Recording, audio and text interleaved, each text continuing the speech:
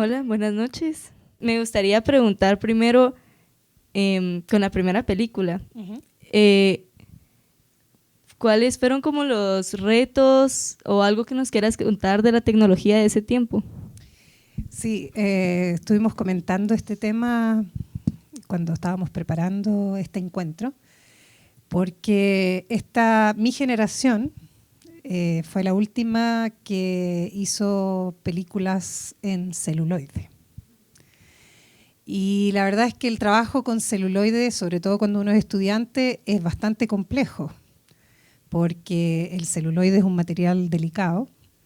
Hay que tener muchísimo cuidado, no se vaya a velar antes de tiempo, hay que tener cuidado cuando uno lo inserta en la cámara y sobre todo es complicado porque uno no se puede equivocar.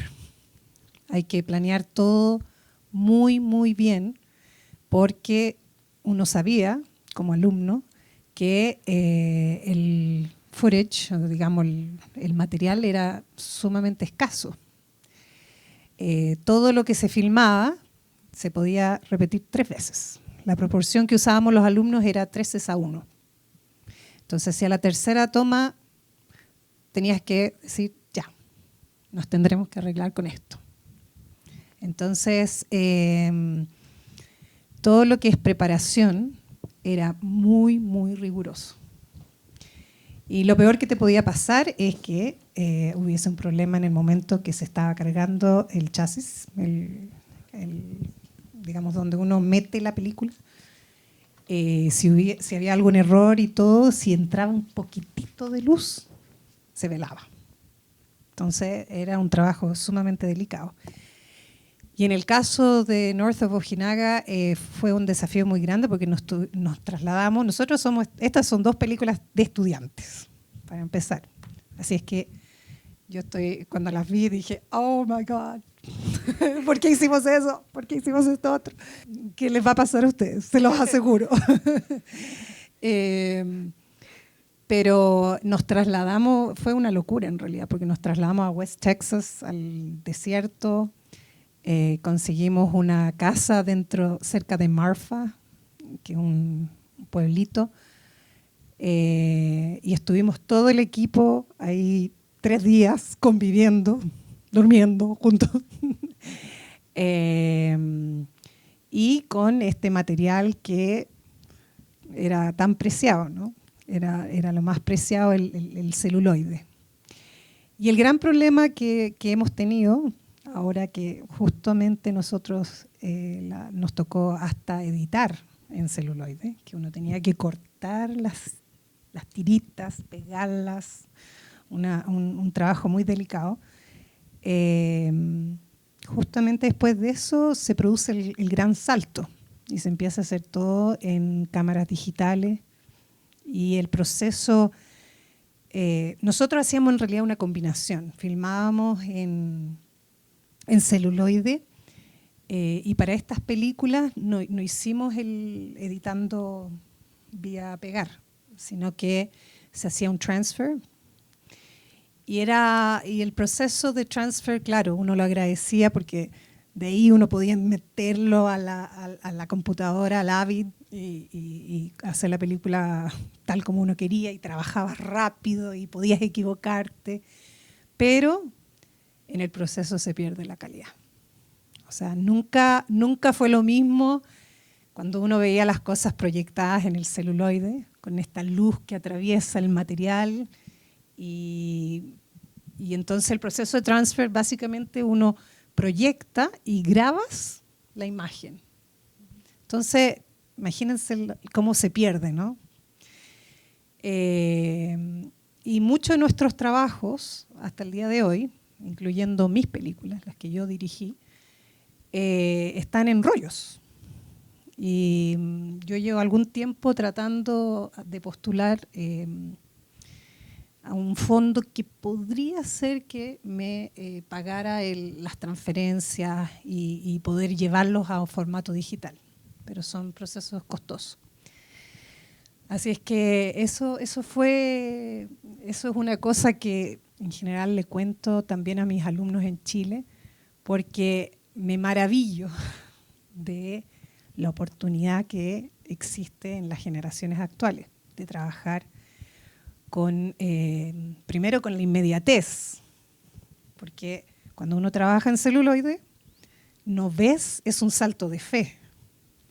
Uno mide la luz, compone y ruega a Dios que salga bien. Y hasta que no se revela, no sabes si salió bien. El rollo se tiene que revelar. Y entonces me maravillo, obviamente, de que uno puede ver inmediatamente cómo está quedando. Dice, no se ve bien, cámbialo, cambia el encuadre, cambia esto. Y no, de nuevo, y de nuevo, y vamos de nuevo, etc. Eso es una cosa que hay que apreciarla, realmente. No se me imagina, la verdad, todo el proceso que iba a hacer un corto antes. Otra pregunta que quería hacer de este corto es ¿por qué escogieron a este tipo de migrante? A alguien de Filipinas, o sea, ¿por qué decidieron a un migrante tan poco tradicional? Exactamente.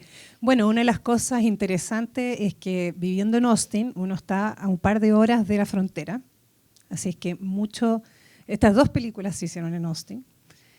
Y entonces cuando conocí a Rommel, el director, él es filipino, y él me dijo, por la frontera de México cruza de todo, no cruzan solo latinos, me dijo.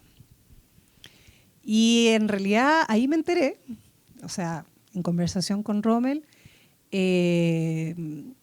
conocí esta otra realidad, que obviamente es mucho menor en número que los inmigrantes latinos, pero efectivamente en ese momento, cuando nosotros estábamos en el 2004, poco después de que hicimos la película, salió una noticia de un barco de chinos que habían encontrado que había detenido la Guardia Costera por el lado de Tijuana. O sea, eran todas estas historias de inmigración que yo no conocía. Y se le ocurrió este tema y empezamos a trabajar juntos. Porque obviamente me dijo, bueno, aquí tienen que ver latinos. Tú eres latina. Pero sobre todo era porque el tema nos gustaba a los dos, nos interesaba a los dos. Y entonces empezamos, y fue un guión que se escribió muy interesante. Fue como asesora en la parte de español y de la cultura latina. Y como el mismo proceso de nosotros era como un poco imitando lo que ocurría con los actores. Porque los actores, bueno, ella, Jenny, la que hace China, ella es china-americana, pero hablaba chino, o sea, sabía. Y el que hace Roque era latino, o sea, no hablaba nada de inglés, o sea, había todo tipo de. Nuestro crew era chino, filipino, una chilena, yo, unos chicanos, porque ellos se definían como chicanos, era realmente una mezcla el crew. Pero esa es como se gesta, y siempre me acuerdo de él, cuando de repente encuentro pequeñas historias de inmigrantes que cruzan por la frontera mexicana, pero que también vienen de otros países. Bueno, ahora otra pregunta que quería hacer ya es del segundo corto. Y quería ver cómo financiaron este corto. También lo hicieron en Austin, ¿verdad? También lo hicimos en Austin. Y hay varias cosas interesantes que decir del corto. Porque, bueno, la primera es que en general es caro. O sea, no sé si se fijaron, pero todo lo que son tomas de ciudad, incluso poder filmar esas que van por Congress Avenue, es donde se ve el Capitolio atrás, es una cantidad de permisos y de cosas que uno tiene que pagar, los equipos, y y en realidad mi compañero David y yo no teníamos un peso. No teníamos un peso. En la escuela de Austin te prestan los equipos y ese es el aporte de la escuela, pero en general uno tenía que cubrir los insumos. Todo lo que fueran, en el caso del celuloide, uno tenía que cubrir el celuloide, la transferencia, todas esas cosas, uno tenía que levantar fondos para hacer esas cosas. Esta película se hizo en una cámara digital, pero no la tenía la escuela. Y era la que nos permitía filmar algo así. Entonces, había que arrendar esa cámara. Entonces, lo que se le ocurrió a David, que nunca se queda, dijo, no, no existía el crowdfunding. En esa época no existían las redes de crowdfunding, las plataformas de crowdfunding, pero él hizo un crowdfunding. Dijo, el que ponga plata para mi película, le voy a dar un crédito de productor asociado. O sea, toda esa gente pagó plata para la película por un crédito.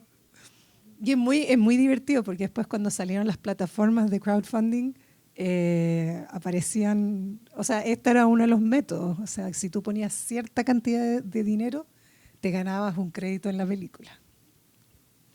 Obviamente, si pones un poquito de plata te dan el DVD al final, o no sé, pero mientras más pones.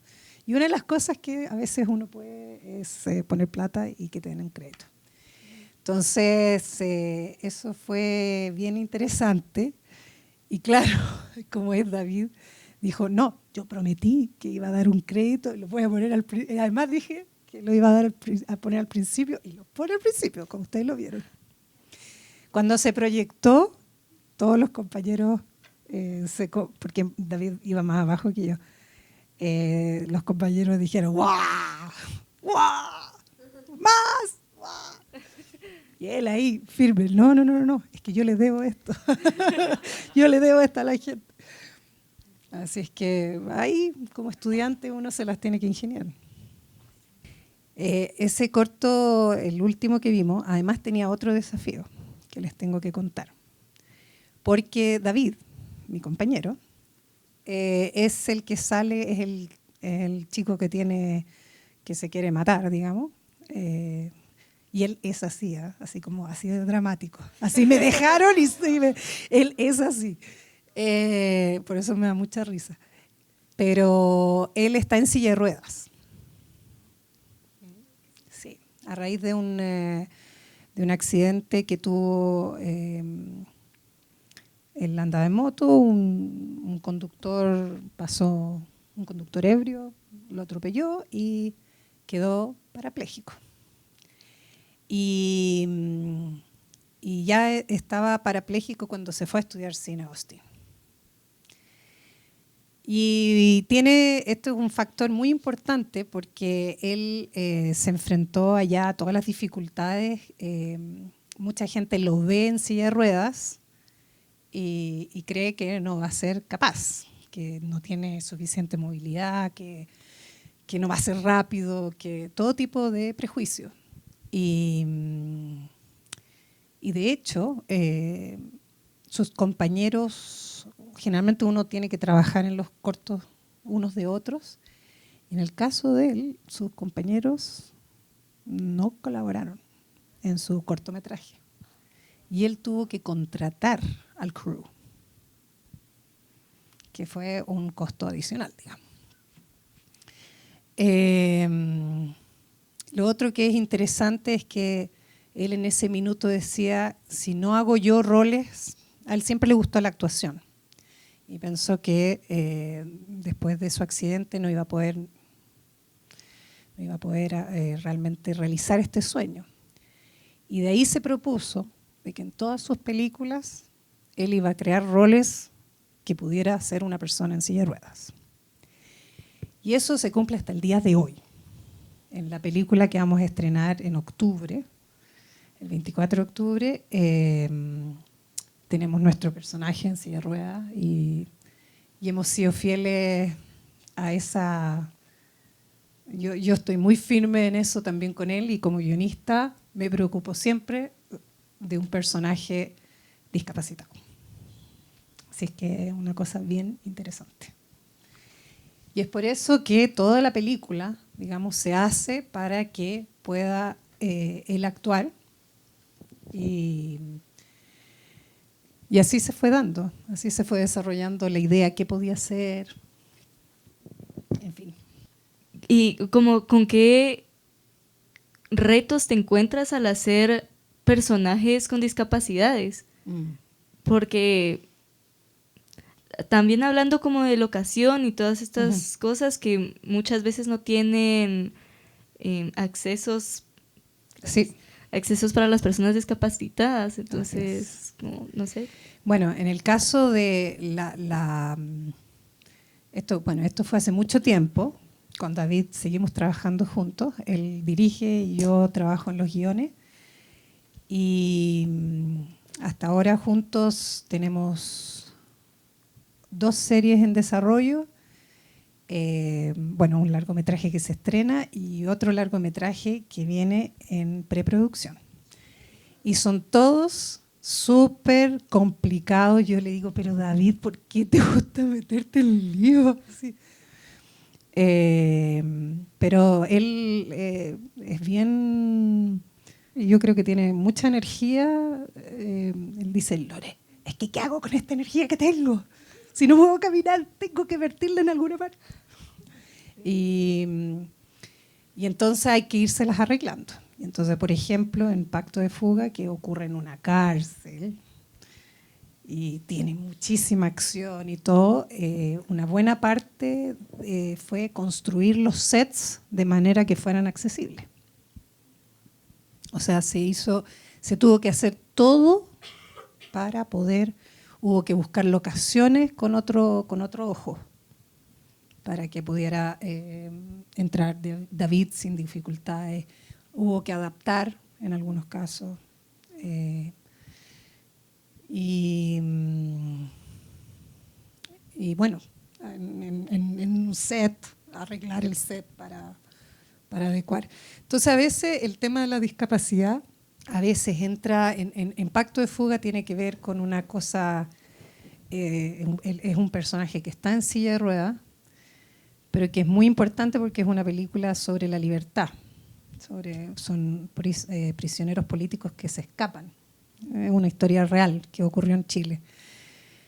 Y hay un personaje que está en silla de ruedas y que ayuda y todo, pero que él sabe que no va a poder escapar, ¿no? Entonces juega un rol, ahí la discapacidad tiene que ver con otro tipo de libertad. Y por eso, a veces tiene que ver con lo físico, con cómo tiene que ver con la forma de moverse, y otras veces tiene que ver con la espiritualidad, el empuje. Ahí depende cómo se usa. Mi duda es, tengo entendido que tú entonces a lo largo de tu carrera más que nada has sido como guionista, pero ¿qué otros papeles en los cuales te has desempeñado? Y pues, ¿qué más te gusta hacer aparte de guionismo? Si alguna vez has dirigido y así. Bueno, la verdad es que el MFA es en dirección. El MFA de Austin es un programa de dirección y yo dirigí mis 3 cortos. Cuando en Austin uno tiene que hacer un corto por año, es un posgrado en todo caso. Y bueno, lo que ocurrió fue, a mí me gusta mucho dirigir y en realidad me considero una directora. La vida me llevó al guión porque justamente cuando estaba haciendo mi película de tesis, quedé embarazada de mi primer hijo. Y de hecho fui a filmar, tengo 7, 8 meses de embarazo. Fue difícil dirigir el ritmo de un rodaje embarazada, fue complicado. Y bueno, terminé mi película, terminé de editar y nació mi hijo. Y la vida te sorprende, mi hijo nació con problemas de salud problemas de salud bastante graves. Nació con una condición que era incompatible con la vida y fue operado a las pocas horas de haber nacido. Y el camino que había que recorrer de recuperación y todo era largo y incierto. Fue muy, muy, muy duro. Y yo en ese momento, bueno, me olvidé de la carrera. La verdad en ese momento no había nada más para mí. Tenía que escribir mi tesis, donde uno cuenta cómo fue el proceso de escribir, de hacer su película. Y yo no tenía energía para eso, entonces una gran amiga iba al hospital y me entrevistaba. Y otra amiga que es escritora, con todo bien, la escuela se portó fantástica. Y me gradué y al cabo de 7 meses, mi madre, que me había ido a acompañar por un mes, supuestamente, para recibir al primer nieto, se había quedado 7 meses y me dijo, Lore, tengo que volver a Chile. Y mi papá, que estaba en Chile, decía, por favor, vuelva. Por favor, vuelve. Y entonces, nada, no había nada más que hacer y tomé a Sebastián y nos volvimos a Chile. Y durante 3 años estuve dedicada a Sebastián. Y entonces, en ese periodo, obviamente yo siempre me había gustado escribir, me había destacado en la escuela como guionista y en dirección de arte también. Pero el guión, dije, aquí hay algo que puedo hacer desde la casa. Y entonces así empezó mi camino en guión por una cosa de necesidad. Y hasta ahora, después tuve a otro niño. Tengo un niño de 14, Sebastián hoy día tiene 14, y mi segundo hijo tiene 6. Entonces todavía requieren mucho tiempo de mí y es imposible en este minuto compartir las responsabilidades de un rodaje con niños. En general, así me gusta la dirección de arte. Fui ayudante de dirección de arte allá en la Universidad de Texas. Me encanta el guión, me gusta la continuidad y me encanta y envidio a los montajistas. Yo no puedo hacer montaje, pero los envidio. Me encantaría, es el talento que quisiera tener. Gracias. Loreto, primero que nada te quiero agradecer porque nos estás dejando demasiadas lecciones el día de hoy, lo que fue creo que lo que esperamos como un conversatorio acerca no solamente de tu trabajo profesional, se está convirtiendo también en este espacio de una forma muy íntima, muchas de estas vivencias que al final del día también nos forman como artistas y como quienes pretendemos también llevar a la pantalla grande parte de esta exploración de las emociones. Así que te agradezco muchísimo la apertura de forma pública que has tenido al compartirnos estos desafíos y parte de tu proceso. Puntualmente me gustaría preguntarte un poco más del contexto en Chile con relación al cine. ¿Cuál es la condición que actualmente tiene Chile, tomando en cuenta que recientemente se acaban de acreditar grandes reconocimientos, tanto en animación como Una mujer fantástica, La historia del oso, y que es algo por lo que ha sonado muchísimo, no solamente en Latinoamérica, sino también a nivel internacional. Preguntarte si nos puedes dar un poco de ese contexto, cómo es hacer cine en Chile y también la parte de la televisión, que en otros países hay una gran oportunidad de desarrollarse en ella, que tú también has tenido experiencia en la televisión, y pues en el contexto en el que nosotros estamos no vemos la televisión tanto como con esta oportunidad, sobre todo la local, pero creo que eso nos ayudaría mucho a hacer un contraste de cómo funciona en otros países en Latinoamérica. Gracias. Perfecto. Chile está viviendo un buen momento. Creo que habría que ser muy exigente como para no reconocerlo. Siempre hay una discusión que se tiene en Chile, así como, no, sí, ¿cómo que estamos bien? Si nos falta esto otro. Pero comparativamente, la cantidad de largometrajes que está sacando Chile al año, o sea, si uno mira los números, estamos realmente es un excelente periodo.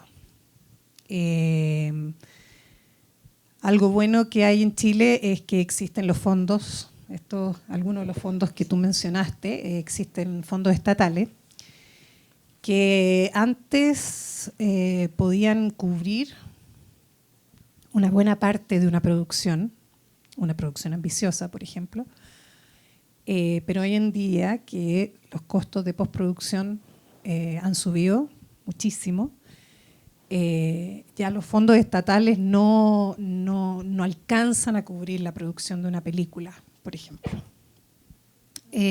Por otro lado, en la televisión que fue muy fuerte en los 90, a principios de los 2000 en Chile, se hicieron gran cantidad de producciones dramáticas, telenovelas, series. Ahora en la televisión está pasando por un momento complicadísimo en Chile. Los canales grandes, que antes tenían sus propias áreas dramáticas, han ido reduciendo y lo que hacen es contratar productoras externas. Entonces ahora hay muchas productoras más pequeñas que están haciendo series para ser transmitidas por los canales grandes. Ahora también hay muchos que están mirando hacia Netflix y las plataformas. Se ha hecho un intento de crear una plataforma chilena. Está recién creada.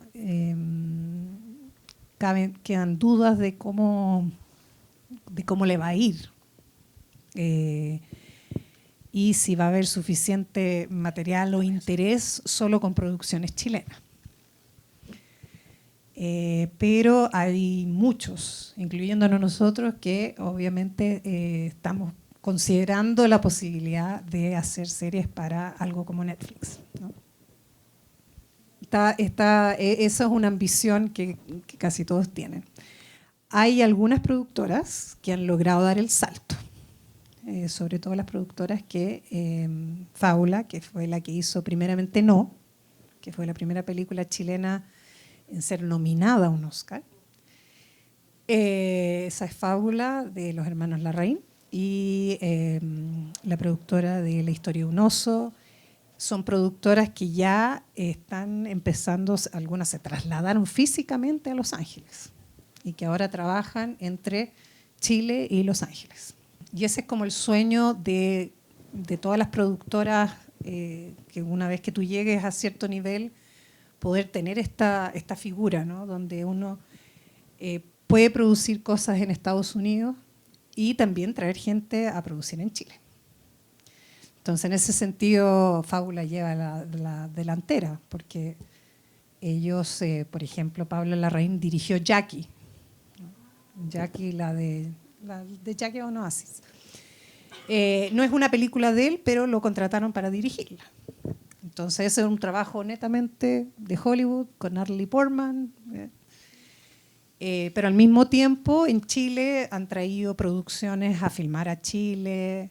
Entonces, como que el sueño, la apuesta es que se pueda formar algo donde chilenos trabajan en industria europea o norteamericana y también poder traer producciones de comerciales, de películas a Chile.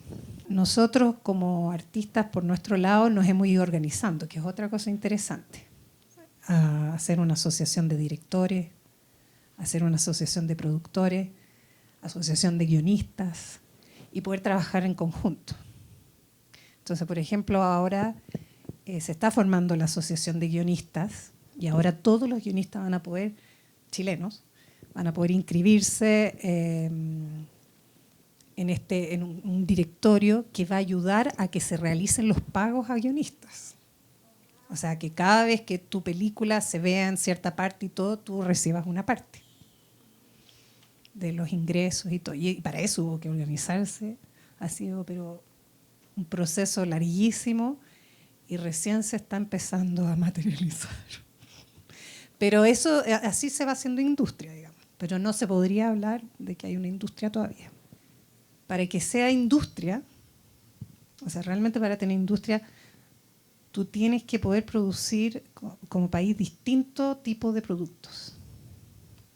Poder hacer drama, poder hacer comedia, poder tener telenovelas, poder tener realmente una gran variedad. Hubo un tiempo que en el cine chileno se privilegiaba sobre todo el drama intimista, que se llama, que es a bajo costo, pero se logra hacer mucho.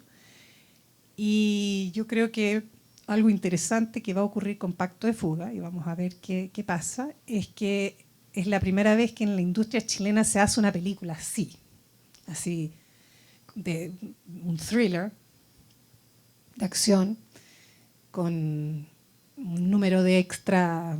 Hay una escena que tenía más de 300 extras,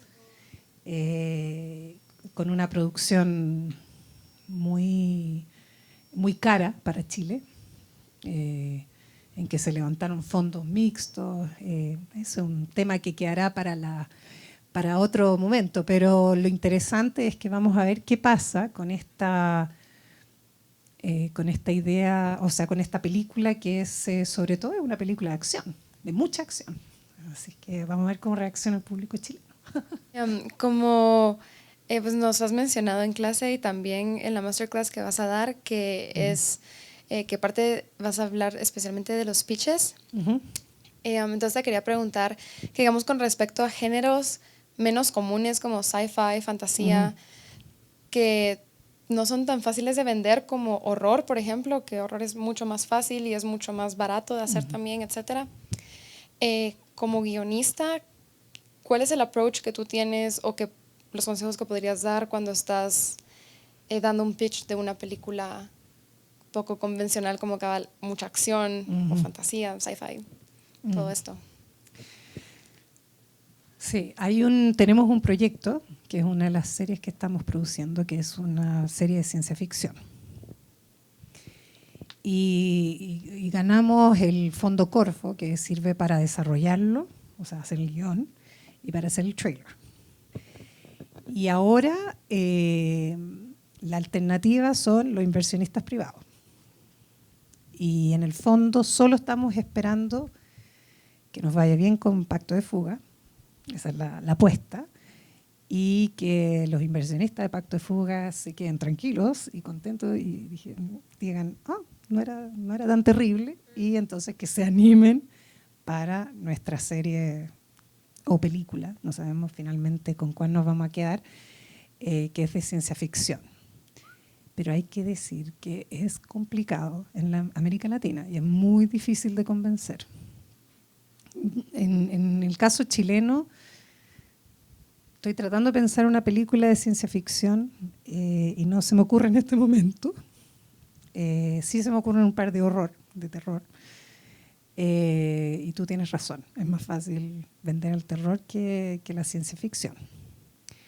Ahora, yo como guionista creo que uno puede manejar un guión de una manera que se pueda hacer una ciencia ficción económica, por decirlo de una manera. Porque el gran temor que tiene la gente es que piensa en efectos especiales. Piensa en naves, y sí, eso es muy caro.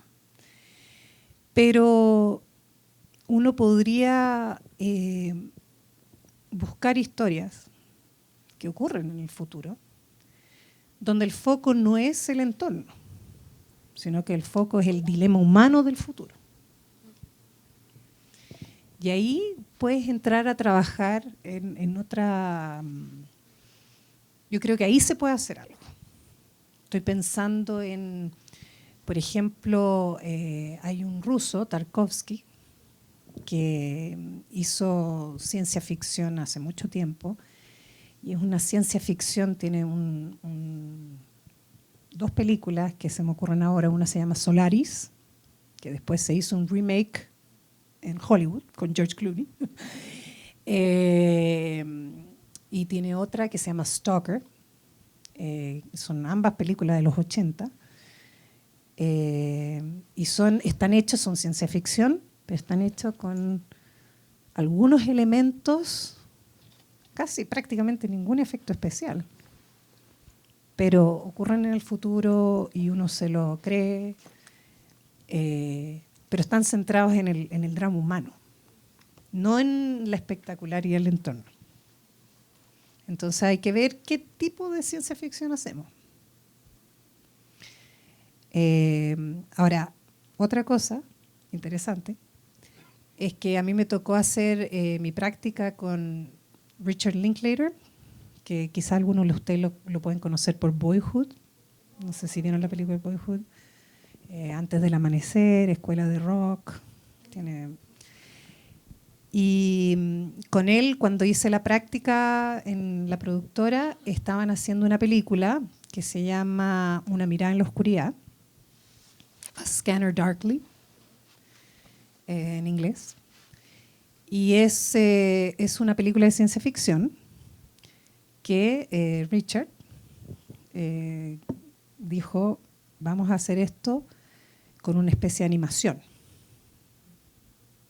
Porque ciencia ficción no vamos a conseguir los fondos para hacer esta película.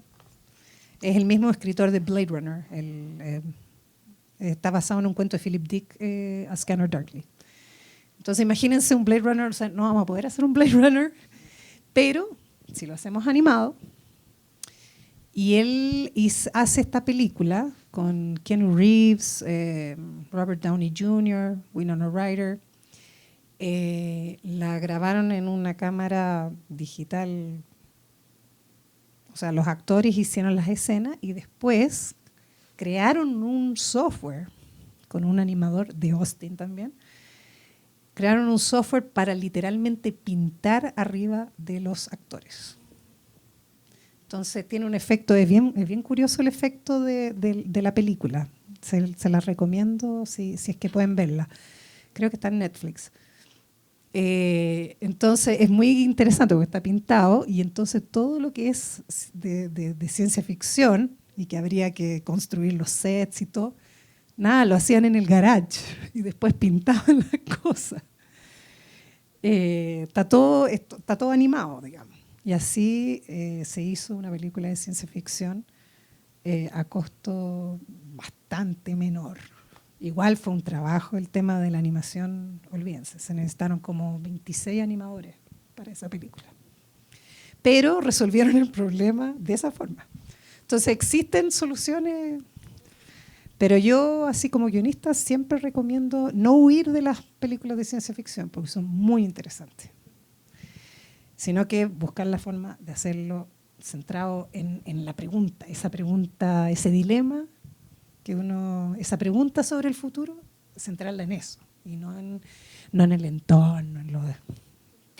Creo que de lo que nos has contado y por los dos cortos que hemos visto, podemos ver que, o sea, podemos ver más o menos como que los tipos de historia que te gustan contar son como poco tradicionales, como que es como esta situación, pero hay un twist to it.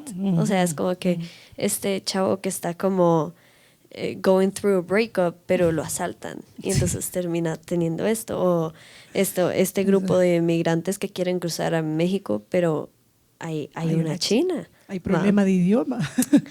Entonces, no sé si nos quieres contar más como de los temas que te gustan abordar o cómo llegaste a la idea de hacer como este tipo de como historias tradicionales pero no tradicionales. Bueno, en realidad como guionista, todo el que se quiera dedicar a ser guionista o a los guiones, uno tiene que ser capaz de escribir de todo.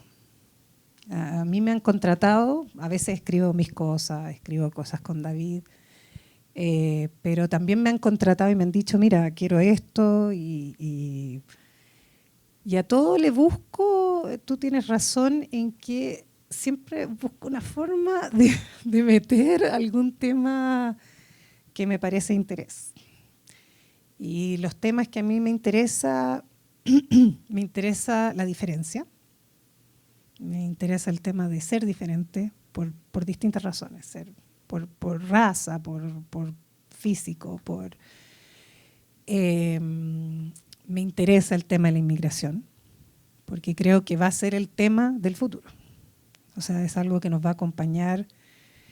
La otra vez escuchaba a un especialista hablando de que se van a producir también migraciones por el cambio climático, en la medida que hay ciertas zonas que van a quedar más inhabitables o más inhóspitas, la gente va a tener que emigrar.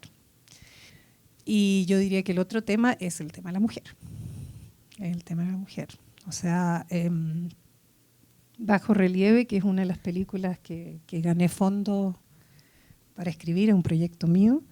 Es una historia muy pequeña, o sea, está un poco claustrofóbica, pero que explora el tema de la maternidad tardía, que fue mi caso, digamos, que yo fui mamá súper tarde. Y yo diría que la maternidad en todas sus formas me interesa. Me interesa la adopción, el tema de la adopción. Me interesa el tema en el pasado de las tías, que muchas veces eran las tías solteronas, que durante tanto han sido tan olvidadas, pero que eran las mujeres que a veces eran las que criaban a los hijos de las hermanas o de los hermanos. Como ese tema me da mucha vuelta, la maternidad en todas sus formas, distintas formas de... Y me gustan mucho, he hecho varios trabajos infantiles, he hecho series infantiles, me interesa el público infantil, y ahí es donde saco mi beta de humor. Me cuesta hacer humor con adultos, en cambio con los niños me sale muy fácil. Y sí, esos serían más o menos mis temas que se repiten una y otra vez. Una y otra vez. No sé si quisieras agregar algo más, algo que quisieras contarnos. Yo cerraría con la pregunta que acabas de hacer, en decirle a todos, no sé, las demás personas del público pueden venir de otras áreas y todo, pero en general pensar en ese tema. ¿Cuáles son los temas que vuelven una vez y otra vez y otra vez a mi cabeza? ¿Qué patrón empieza a ver y en lo que uno haga, no solo en el cine, pero ponerle especial atención a cuáles serán esos temas que me visitan de distintas formas? Porque ese es el cuerpo, ahí está el cuerpo creativo, ¿no? De ahí tienen que salir, no sé, poner especial atención. Y a los estudiantes, especialmente de cine, dejar esa tarea de ir en estos años, ir descubriendo cuáles son esos temas que son realmente importantes para mí.